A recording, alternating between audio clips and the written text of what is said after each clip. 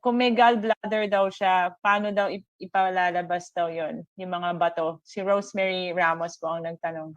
Yung mga stone. Kaya nga sabi ko,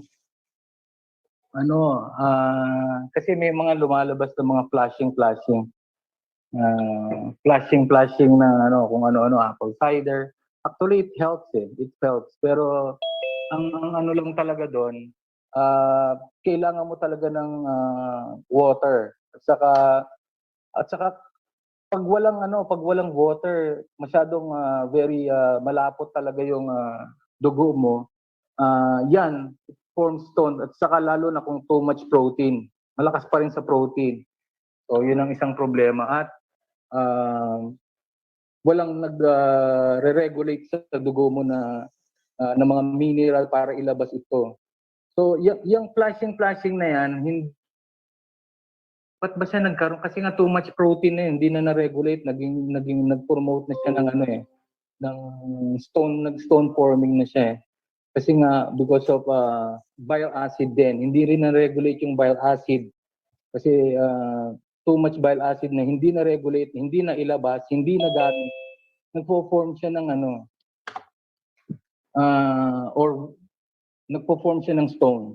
So kailangan ang gawin lang, less muna animal protein and then mag-alkaline diet muna kasi yung ginagawa ng flashing na yan ng apple cider na yan, nakakatulong yan kasi binabasag niya rin yung stone. Kaya nga okay din naman yun yung apple cider.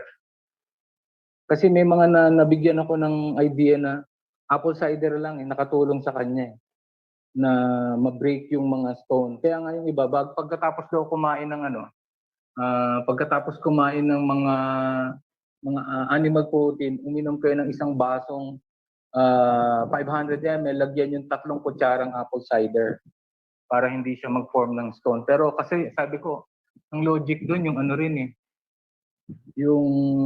yung water and then yung mineral na kung anong meron dun sa apple cider. Kaya nagbe-break siya ng stone. Yun lang. Pero sabi ko nga, pH is important talaga maibalik para hindi mag-form ng mga kung ano-anong stone na yan. Okay?